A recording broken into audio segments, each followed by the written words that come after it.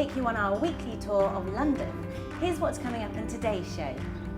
We take a close look at the artistic brilliance on show at the Belgravia Gallery, dine at one of London's premier steak restaurants, and take a trip to the theatre. So much to do and so much to cram into just 10 minutes. I'd love to see where Rafe is today.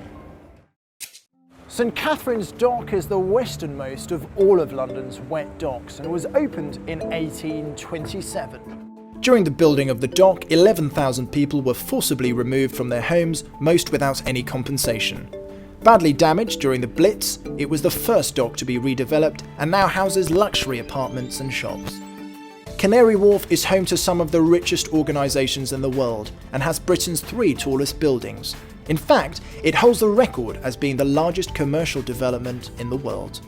The area was originally constructed in 1937 to handle fruit cargo from the Canary Islands. A rapid regeneration project began in the 1980s, and the area still has many plans for further expansion in the near future. During the week, this place is a hive of business activity, but come the weekend, it's eerily quiet in these vast glass canyons. Head through the Isle of Dogs via the foot tunnel behind me, which leads to one of London's most interesting areas, Greenwich. Greenwich has been the setting for many royal births, deaths, marriages and celebrations. There is architectural brilliance on display with designs from Wren, Hawksmoor, Inigo Jones, John Webb and Sir John Vanbrugh. The Queen's House, as it is known, is home to the National Maritime Museum, one of the finest of its kind in all the world. Beyond the palace, perched on top of the hill of Greenwich Park, is the Royal Observatory, which was another of Sir Christopher Wren's designs. On top of the building is the first visual time signal in the world, a time ball. Ships on the Thames could set their clocks accurately as the ball is raised each day at 12:55 and falls at 1300. In 1848, the world's first weather forecast was also issued from here for the Daily Mail. In 1884, it was voted that Greenwich should be the location for the prime meridian. Greenwich is a must-see for any visitor to London. I'm going to put Rafe through his paces now by sending him around the area of Mayfair and get him to visit one of the well-known galleries of the area. I'm now in one of my favourite parts of London, Mayfair, which holds some of the world's most exclusive clubs, restaurants and institutions. I'm a huge fan of art, so very much looking forward to my meeting with Anna Hunter of the Belgravia Gallery. We are a family-run gallery. We're right in the middle of London. We've been going for 20 years and we have an enormous range of works by different artists, including Prince Charles, and a range of other artists, including Andy Warhol, Picasso, and some contemporary artists who are rising stars. Nelson Mandela's artwork is also featured in the gallery, and recently he visited to sign prints of his work. On the morning that we went over to Mr. Mandela's home in Johannesburg, handprints had been made. His hands had been painted black and they'd done handprints like children's handprints. And I pointed out that this one had got a shape a bit like Africa in the middle. And it's just a freak of nature, but it's very poignant and wonderful. That's a really interesting piece. We've got wonderful images of very beautiful women by Trudy Good. This is by a painter called Trish Wiley.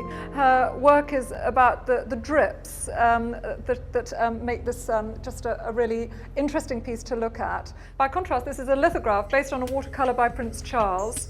It's signed by him. It's an edition of 100. The Belgravia Gallery also offer art advisory services to both individual and corporate clients to help with the selection of artwork, which reflects personal style and taste.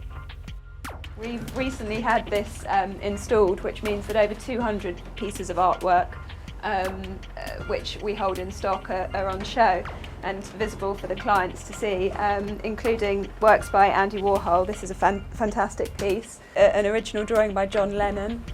And then we have some signed lithographs by Picasso. The gallery is an ideal place to view stunning works of art and give you the chance to purchase them if you desire. I found a great gem here at the Belgravia Gallery in Mayfair. I don't want to leave, but our journey of London must move on. The name Mayfair is derived from the annual fortnight-long fair that took place here. It was a chance for farmers and local traders to exhibit the best of their produce from the past year and for the local people to celebrate the coming of spring. Although the fair no longer exists, a plaque commemorates the area where the event took place. London is said to be full of frightening locations, and 50 Berkeley Square is believed to be one of the most haunted houses in London. There have been well-documented sightings of ghosts, including a little girl and a young woman. Spooky. The only thing scary about the nearby Sotheby's auction house is the price that some of the items fetch. It is the oldest and most well-known auction house in the world, selling items ranging from art to furniture to cars and even real estate and property. The new Bond Street auction house is a building that is rich in history and architectural brilliance. The Belgravia area is also well known for its past residents. Ian Fleming, the creator of James Bond, lived in a flat in this converted palatial property. A statue celebrates Wolfgang Amadeus Mozart, one of the great classical composers who called Belgravia home. Although he resided as Prime Minister at 10 Downing Street, Winston Churchill also lived in several other houses throughout London, one of them being this famous abode.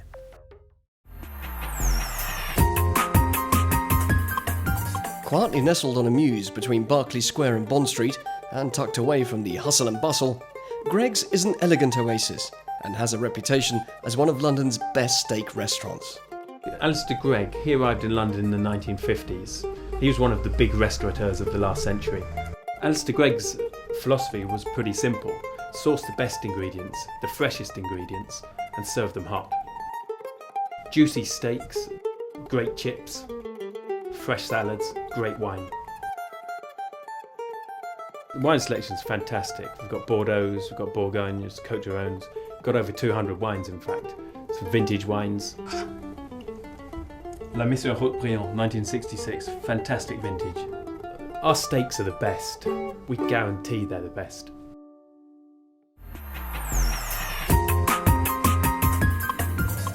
With around 150 theatres in London, let's take a look at what's on in theatre.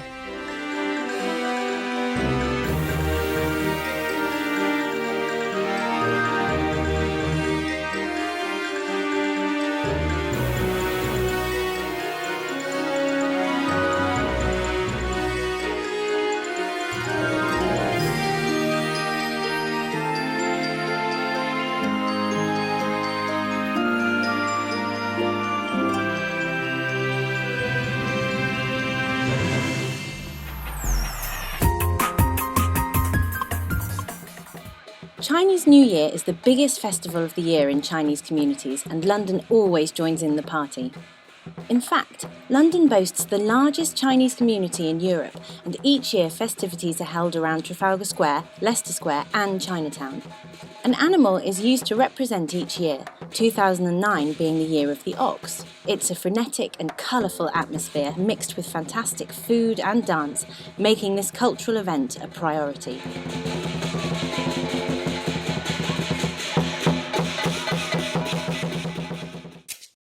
If you want more information about what's on in London, this booklet has been produced to make your visit easier. Featuring all the major attractions of the different pockets of London, it really is the ultimate guide. But this guide is also available online for you to download and view. There is even the option to click on certain businesses and attractions to watch a short video. So we hope you've been inspired by our little journey of London. See you again next week.